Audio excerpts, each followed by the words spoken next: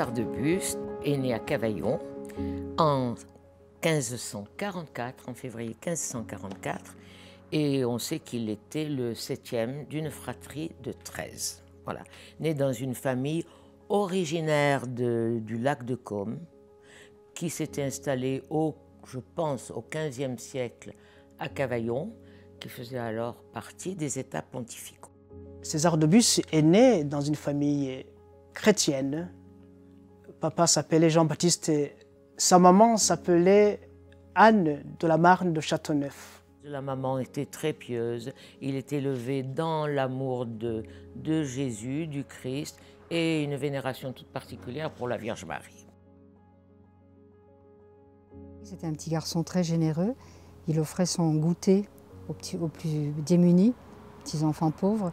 Donc déjà, il avait le cœur débordant de générosité.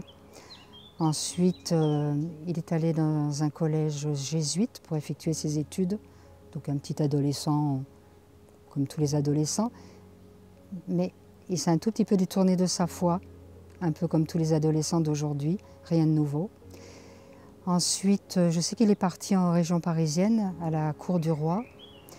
Et là, attiré par tout ce qui est mondain, tout ce qui lui changeait de sa vie provençale, il s'est complètement détourné de Dieu, mais vraiment complètement. Il revient à Cavaillon, à la maison paternelle, et là, il mène une vie un peu désordonnée, disons. Il se laisse entraîner par les copains, les copines, dans les balles, etc. Les guerres de religion ont commencé de faire rage. Nous sommes dans les années 1560. César de Bus, n'y tenant plus, s'engage aux côtés du comte de Tende, qui, pour le royaume de France, organise la résistance du parti catholique dans le sud de la France, dans le sud du royaume, tandis que son frère s'engagera dans les armées pontificales, puisque Cavaillon est encore une terre pontificale. Et voilà que donc l'édit de pacification intervient. Nous sommes en mars 1563 et César est de retour chez lui. Et on rencontre le terrible baron des Adrets. Avignon et le comtat sont le bastion du catholicisme, mais la principauté d'Orange, avec la dynastie hollandaise des Nassau, est le bastion du protestantisme. Son grand frère monte en grade, d'une certaine manière, puisqu'il finira grand amiral du royaume de France. Et donc, son grand frère est à Bordeaux et va se charger, en particulier, du siège de La Rochelle, où se trouve un important siège huguenot.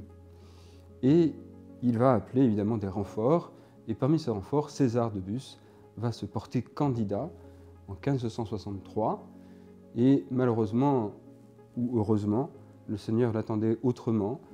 Ce n'est pas pour ce combat-ci qu'il était prévu qu'il ait reçu la vie, mais pour un autre combat plus important.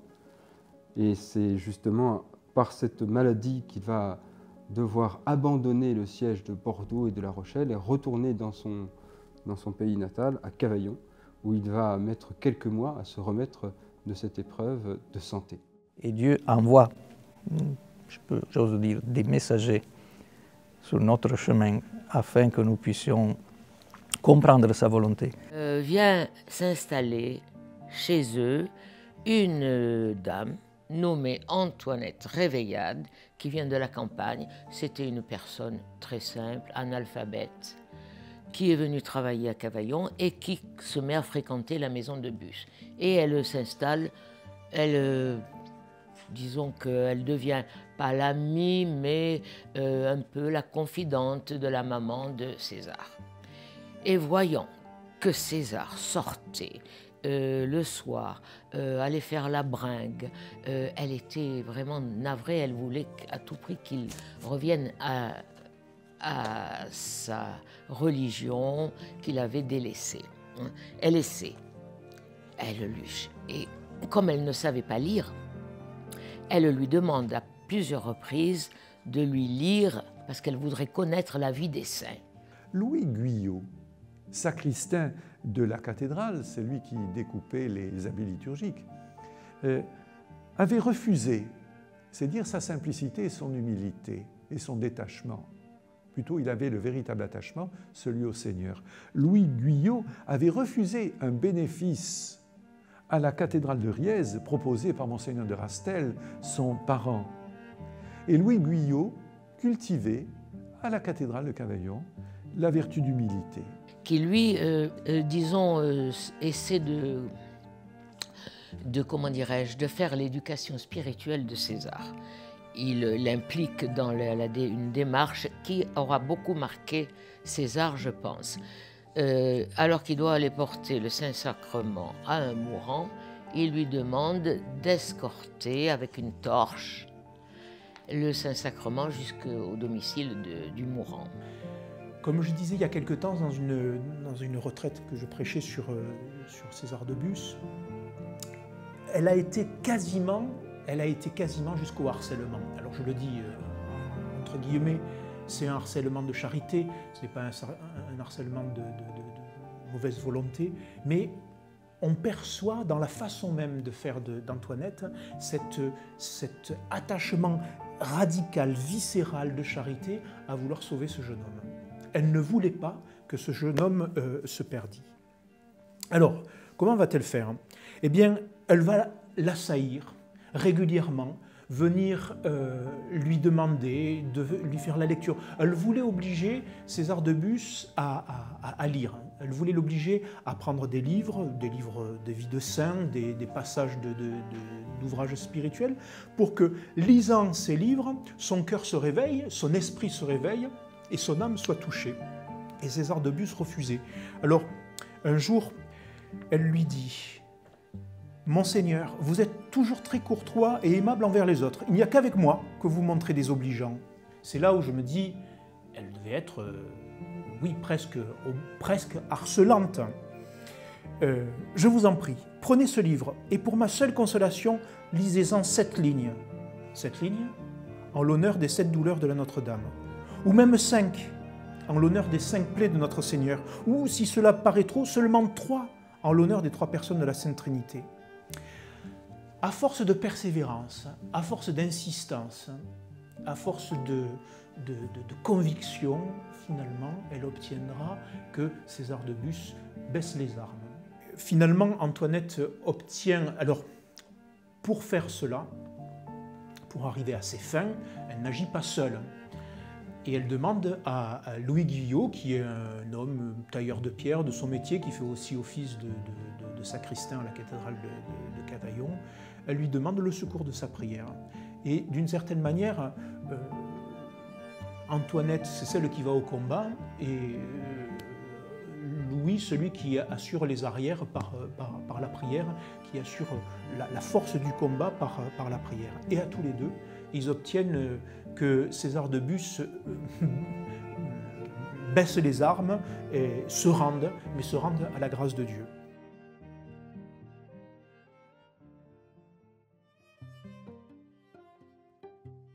Ce qui me surprend aussi, c'est de l'imaginer à Avignon, quand il entend les moniales chanter, et il s'adosse à un mur, il entend les chants, les prières, et d'un seul coup il réfléchit en disant ces jeunes filles se lèvent la nuit pour chanter, pour prier, et moi j'offense Dieu, et d'un seul coup la conversion se fait dans son cœur. Il décide de se confesser, il décide de prier. Il n'est plus tout à fait le même jeune homme que celui qu'il a connu un peu plus tôt, qui aimait bien la vie mondaine, les facilités, plaire d'une certaine manière. Et voilà que César, eh bien, il cherche quelque chose de plus juste, de plus vrai. Et pour l'aider, ce chanoine va envoyer César de Bus faire sa confession générale cette année donc, de jubilé 1575 en Avignon auprès d'un jésuite, le père Péquet, lequel va devenir rapidement le premier confesseur. Voilà, un César de Bus touché par la grâce. Il a rencontré le Seigneur et à ce moment-là, il y a quelque chose qui a radicalement changé dans sa vie, au quotidien, puisqu'il va jusqu'à brûler les poèmes qu'il avait écrits, il change radicalement de vie, il se dépouille de tout ce qui l'encombre, et c'est cela qui peu à peu, le conduira jusqu'au sacerdoce, mais avant, il va y avoir la démarche de conversion, qui ne se fera pas sans mal.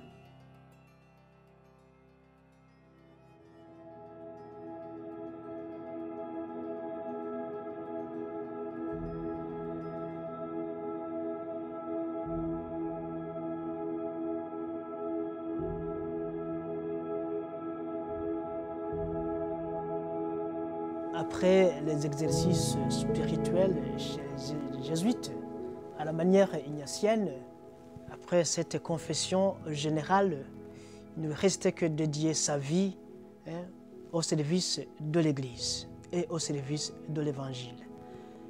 Et Monseigneur Christophe Scotti, qui était l'évêque de Cavaillon, connaissant la famille aussi César de Bus, connaissant César de Bus aussi comme jeune doué, et voyant aussi sa conversion, son humilité, sa confiance, sa dédication au service des pauvres, aussi suivant les conseils du père Péquet et aussi de Louis Guillot, il est rentré à lui-même et l'évêque l'a appelé. Et toutes ces qualités l'ont permis à être élu comme chanoine de la cathédrale, n'étant pas même prêtre. Mais après quelques années, je dirais 2 années seulement, l'évêque a décidé de l'ordonner prêtre. César de Bus est ordonné en 1582, ordonné prêtre à la cathédrale Cavaillon, il doit avoir 38 ans. Comment se passe son sacerdoce? Simplement, et je crois que sa première messe témoigne de ce que sera sa vie, et sa vie de prêtre. Il est ordonné prêtre, et le soir, le jour de sa première messe, il va au couvent des dominicains de Cavaillon pour prêcher et enseigner. Et dès cette première prédication, l'auditoire est marqué et garde le témoignage de cette prédication simple, abordable, avenante, intelligible, qui touche les cœurs. J'aimerais souligner aussi que les années de sacerdoce, dans le sens de prêtre diocésain, ont été très, très brefs. Parce que justement la personnalité un peu complexe de César de Bus fait penser aussi qu'il était quelqu'un qui, même après être arrivé à son but, c'est-à-dire aussi être prêtre pour Dieu, ce n'était pas encore suffisant. Sera justement à la colline, à Saint-Jacques, dans la chapelle, qu'il se retire en tant que prêtre pour une sorte d'ermitage, de vie d'ermite, mais en fait ne faisait pas vraiment une vie d'ermite, parce qu'il y a beaucoup de monde qui montait pour aller demander conseil, pour parler, pour être enseigné. Donc, mais c'est là-haut qu'il réfléchissait à comment être prêtre maintenant dans l'Église. C'est une question qui a dû l'atteindre longtemps, parce qu'on pourrait dire maintenant je suis prêtre, je suis arrivé, c'est bon. Qu'est-ce qu'on peut faire de plus? César de Bus, épris de solitude, décide d'aller s'installer dans l'ermitage de la chapelle Saint-Jacques qui est sur la colline de Cavaillon. C'est une chapelle qui a été construite au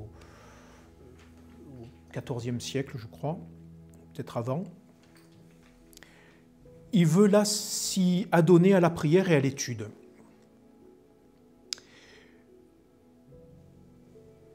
Alors, s'adonner à la prière et à l'étude, alors il est dans un ermitage, c'est sûr. On peut y monter facilement à cet oratoire, à cet ermitage. Là, il reçoit beaucoup.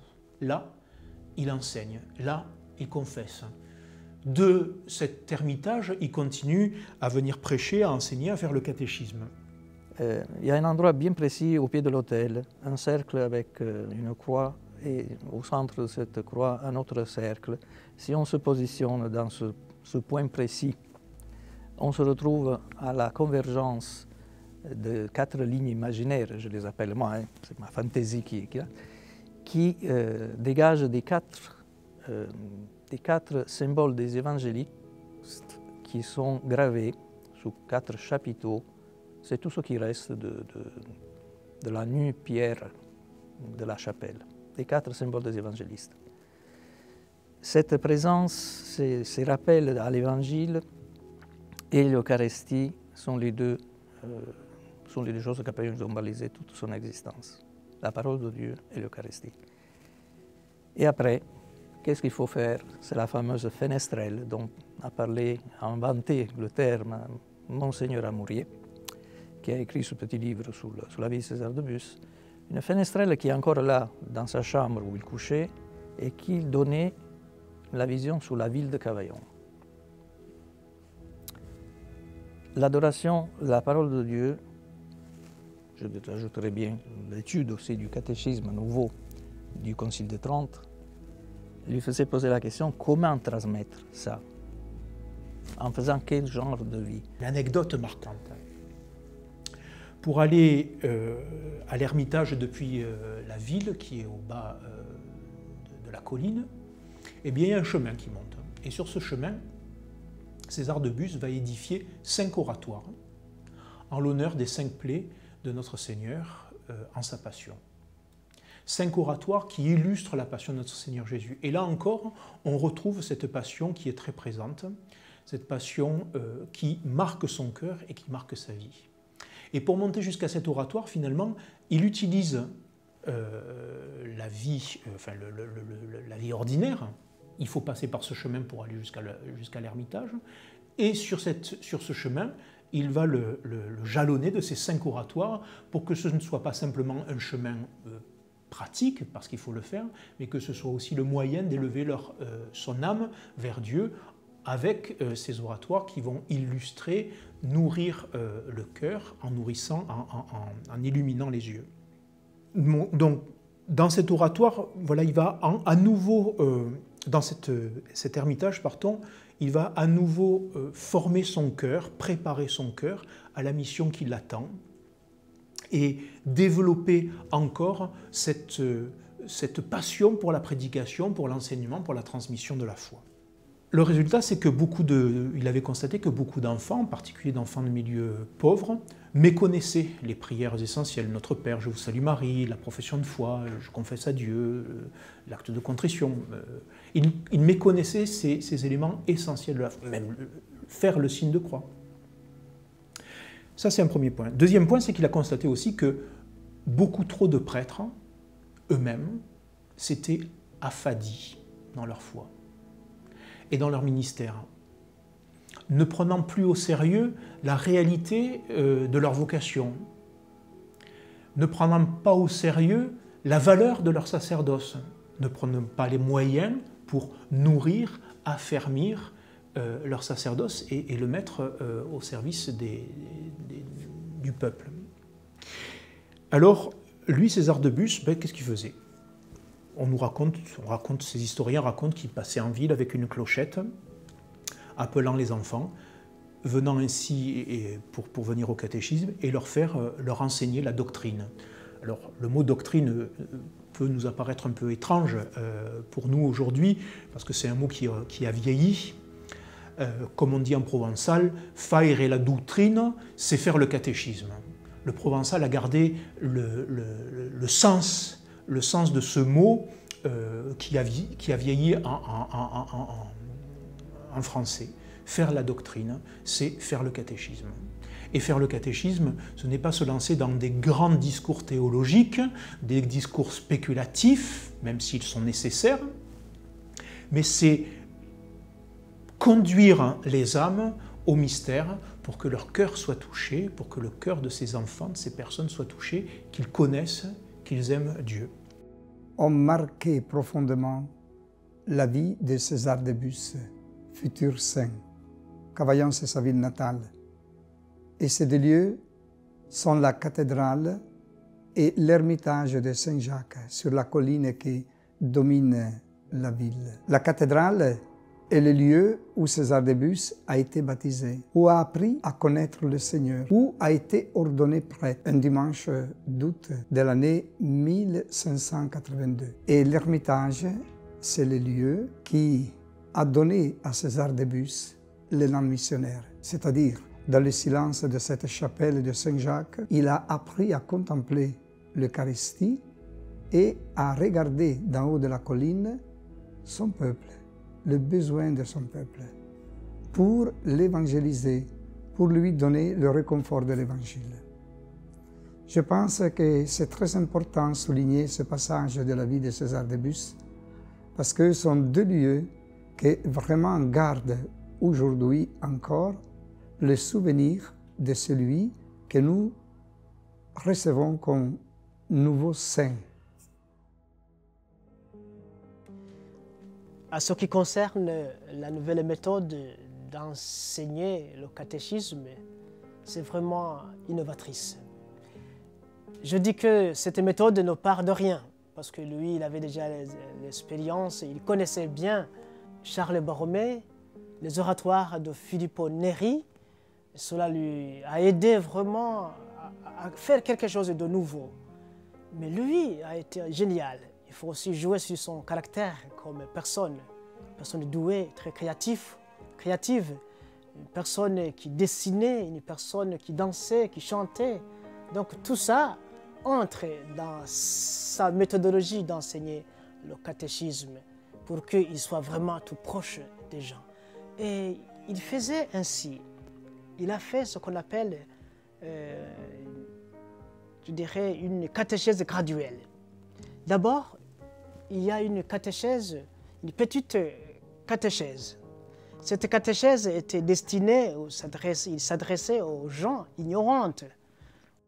Une prédication simple qui d'ailleurs plus tard vaudra au père de la congrégation de César de Bus des critiques lorsqu'ils seront installés à Avignon parce que leur prédication paraît trop simple, tellement simple elle aurait pu paraître indigne de la foi chrétienne, de la dignité de la foi, mais enfermer la foi dans une cage de verre n'est pas lui rendre honneur si cette cage de verre nous empêche d'être en contact avec le Christ.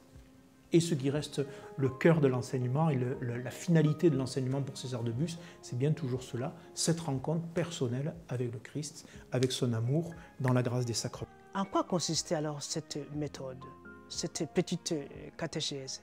C'était une catéchèse de dialogue, de questions-réponses. Mais après aussi, on faisait des mémoires, il faut mémoriser quelque chose qui reste.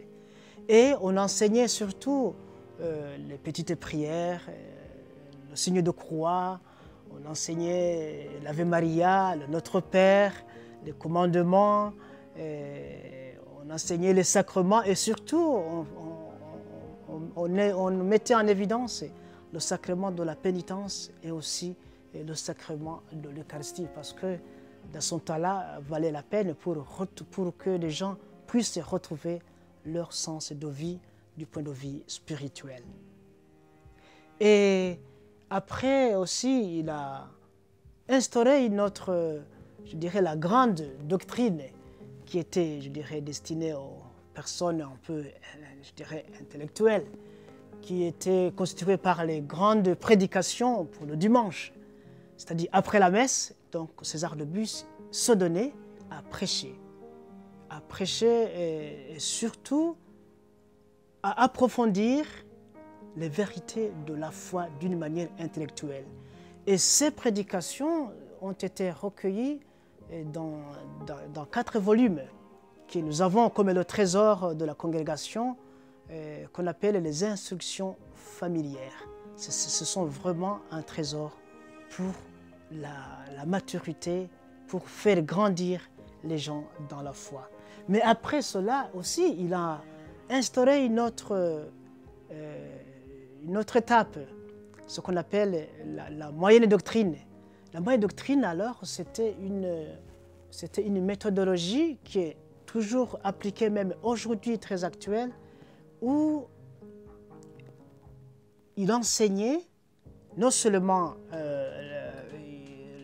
il invitait les gens à relire l'Évangile, non seulement à relire l'Évangile, à méditer, et aussi à savoir, aussi, je dirais, lire la vie des saints comme une actualisation. Donc vraiment, on a l'esprit de l'oratoire. C'est d'ailleurs un de ces aspects qui fera que Monseigneur Bordini, évêque de Cavaillon, disciple de Saint-Philippe Néri, un des premiers à avoir été compagnon de Saint-Philippe Néri, d'avoir fondé l'oratoire philippin à Rome, Monseigneur Bordini sera touché par cet aspect-là, enfin, cette familiarité, cette ressemblance qu'il y avait entre les méthodes de César de Bus et l'inspiration et le charisme de Saint-Philippe Néri. Et puis, il y a la grande doctrine, quelque chose qui est un peu plus solennel, un enseignement qui est fait en chair le dimanche pour les solennités, qui rassemble toute l'assemblée, un discours qui est plus structuré, plus didactique, plus pas scolaire, mais qui est plus dans l'ordre d'un enseignement. Et là aussi, en fait, on voit bien qu'il y a une progression. La semence, la croissance, l'épanouissement. On pourrait dire les choses comme ça. Alors on comprend bien que ce n'est pas quelque chose qui n'est pas toujours linéaire, évidemment, et que chacun d'entre nous, sur ces méthodes-là, on a toujours besoin de revenir à la petite doctrine, moyenne doctrine et grande doctrine. On ne peut pas se contenter de l'une ou de l'autre. On ne peut pas se contenter de la petite doctrine au risque de faire de notre foi quelque chose d'infantile. On ne peut pas se contenter de la moyenne au risque de n'en faire qu'une attraction ou un divertissement. On ne peut pas se contenter de la grande doctrine au risque d'enfermer notre foi dans un enseignement ou un discours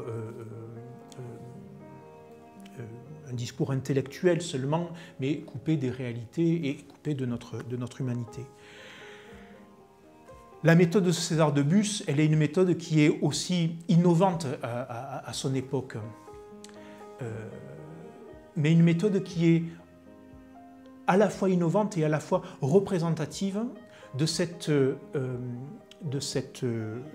réforme, de cette lame de fond de la réforme catholique dans cette période-là.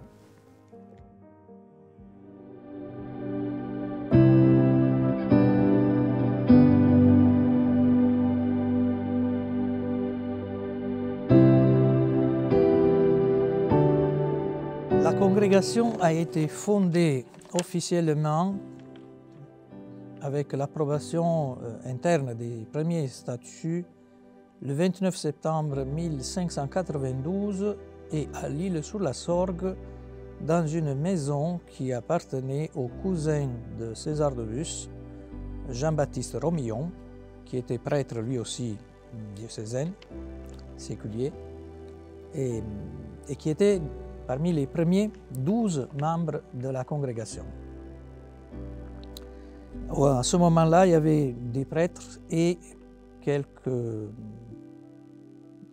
laïcs ou des consacrés, simplement des affiliés à la congrégation, membres de la première congrégation. 12 membres, 12 règles qui fondaient le mode de vie des premiers doctrinaires. Cette maison, elle existe encore à l'Île-sur-Sorgue. Elle se trouve dans une petite ruelle qui mène du presbytère de la paroisse actuelle. Tout de suite après le presbytère, la petite ruelle mène juste devant la collégiale. Au milieu de cette ruelle, il y a une petite maison avec un petit balcon, souvent très fleuri, avec une pancarte sous laquelle est marqué « Maison des Ursulines de France, fondée par Romillon ». Le projet sera très soutenu par un personnage essentiel dans la réforme tridentine dans les États du pape, c'est-à-dire le comte Avenecin et la ville d'Avignon, l'archevêque François-Marie Tarugi, fils spirituel direct de Saint Philippe Néri à Rome. On sait le rayonnement de la fondation de Philippe Néri à l'oratoire romain, non seulement à Rome, mais dans tout le monde catholique. Monseigneur Tarugi avait reconnu en César un prêtre zélé et tout à fait dans la ligne du Concile de Trente. Monseigneur Taruggi prescrivit dans son synode qu'on établisse des prêtres de la doctrine chrétienne dans toutes les paroisses de sa province. Mais il y eut une sorte d'ambiguïté entre deux, car l'archevêque pensait à implanter dans sa province un oratoire à la romaine. L'œuvre de César de Bus y engloberait. Mais elle était avant tout un institut apostolique sans règlement, avec un idéal commun qui était l'enseignement du catéchisme. L'évêque d'Avignon demandera aux doctrinaires de venir s'installer sur Avignon pour accomplir cette doctrine, pour mettre en pratique la doctrine sur Avignon. Et il confiera aux doctrinaires leur première maison, qui était le couvent de Sainte-Praxède, qui est juste aujourd'hui, n'existe plus, mais il était placé à la hauteur de la place de l'horloge, place Pie. De Sainte-Praxède, bientôt, l'évêque confiera le couvent de Saint-Jean-le-Vieux, qui est toujours sur la place actuelle, sauf qu'il n'a que la tour qui est au centre de la place. Et à l'entrée, il y a une pancarte où est marqué « Ancien couvent des pères de la doctrine chrétienne ». Donc une trace tangible de la présence véritable des doctrinaires sur Avignon. La congrégation a commencé ici. Donc, mais au commencement, on est parti sans vœux. Après un vœu d'obéissance, après la régularisation avec les premiers vœux, et c'est à ce moment-là que le clergé local a accepté que les doctrinaires s'installent en Saint-Jean-le-Vieux, à Avignon. Les statuts de la congrégation furent approuvés par l'évêque d'Avignon à l'époque de l'installation des doctrinaires à Avignon, qui était Monseigneur Bordini, qui était un évêque oratorien et qui a été quelqu'un qui a favorisé beaucoup cette installation des doctrinaires dans la région, avec aussi notre évêque oratorien, Taruggi, qui était évêque aussi après sur Avignon. Plus tard, la congrégation, et tout de même rapidement, la congrégation reçut de Rome l'approbation de ces statuts, la reconnaissance juridique donc de droit pontifical. Le pape Clément VIII va approuver la nouvelle congrégation le 13 juillet. Mais cela n'alla pas sans épreuve. Ils furent critiqués, les doctrinaires, sur la simplicité de leur prédication. Or, c'était le cœur de leur mission, rejoindre le peuple et lui parler simplement pour lui permettre d'accéder à la richesse de la doctrine chrétienne. Ils eurent à affronter des procès sur les biens de l'institut naissant, il fallait s'établir. Et cela n'alla pas sans difficulté. Il y aura aussi l'opposition des chanoines de Saint-Pierre, puisque Saint-Jean-le-Vieux est situé sur le territoire de la paroisse de Saint-Pierre. L'emblème de la congrégation, c'était un bouclier avec les signes de la passion du Christ, la croix, la couronne d'épines, l'éponge et la lance, les clous, et le bandeau qui résumait la mission de la congrégation. En latin, c'était « In doctrinis glorificate Dominum », dans la doctrine, glorifier le Seigneur. Il reste une dernière épreuve à César de Bus avant sa mort. En 1594, il va perdre la vue. Alors ça durera 14 ans, hein, c'est pas 14 ans d'agonie, mais c'est vrai que la perte de la vue est marquante pour cet homme. Il écrira quelque part qu'il n'avait rien vu de plus beau, de si beau que depuis qu'il n'a perdu la vue. Et c'est le même qui s'exprime en disant « Qu'importe que mes yeux soient privés de lumière et que de la douleur ma chair soit prisonnière, si la croix sur laquelle expira le Sauveur m'illumine l'esprit et dilate mon cœur. » Alors, une fois de plus, on retrouve le mystère de la Passion. On le retrouvera encore dans les instructions familières, à la leçon 14, dans une des instructions, le deuxième tome des instructions, il dit aussi « Je n'ai voulu d'autre école que le monde calvaire, ni d'autre maître que le crucifié, ni d'autre livre que l'arbre de la croix, d'autant qu'il n'y a chose aucune en laquelle on puisse plus apprendre qu'en la passion du Fils de Dieu. » Alors, nous sommes la semaine sainte de 1607. César de Bus est maintenant âgé, il est fatigué, il est aveugle depuis pratiquement 12-13 années. Il est encore à la charge de cette petite congrégation de doctrinaires qui viennent de naître. Et le voilà désormais qui se couche pour ne plus se relever. Il était déjà souvent démuni, puisque souvent obligé d'être aidé pour pouvoir avancer et faire ne serait-ce que les choses du quotidien. Désormais, ses yeux sont complètement ouverts sur la lumière intérieure, complètement fermés à ceux de cette lumière extérieure. Et c'est cette lumière qu'il va voir poindre tout au long de cette semaine sainte, avec laquelle il va vivre à une intensité toute particulière la passion de notre Seigneur, pour entrer dans la vie le matin de Pâques, jour il avait prédit justement au Père Larme qu'il assistait, que ce serait son jour et que ce serait pour lui doublement Pâques ce jour-là, non seulement la Pâque du Seigneur, mais aussi sa Pâque à lui. En César de Bus entrait dans la Pâque du Seigneur, évidemment, tout de suite sa réputation de sainteté commence. Il va être enterré dans cette maison où les doctrinaires avaient pris place, sur la place Pie actuellement, qui était l'Hospitalet Saint-Jean-le-Vieux, dans la chapelle, dans la crypte de la chapelle très exactement. Mais sa réputation de sainteté commence déjà de grandir dans la ville et même au-delà de la ville.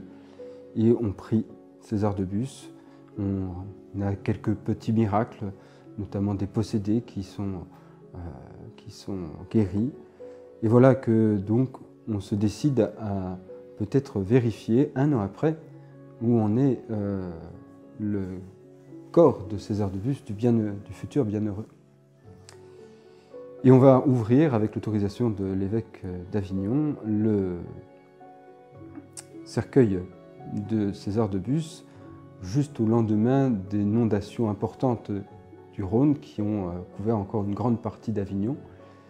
Et on va retrouver, alors que tous les corps de cette crypte où on l'avait déposé sont en décomposition, on va retrouver le corps de César de Bus totalement frais, encore intact, les membres encore souples, nous dirons les témoignages des médecins appelés pour constater, alors que ces habits eux-mêmes avaient déjà commencé de subir les affres de ces décompositions et du temps. Donc on va décider de sortir César de Bus de la crypte de Saint-Jean-le-Vieux pour le mettre dans l'église, dans un endroit un peu mieux préservé, quoiqu'il n'y ait pas encore de culte avéré pour César de Bus. Mais Avignon connaît déjà de nombreuses traditions de corps saints.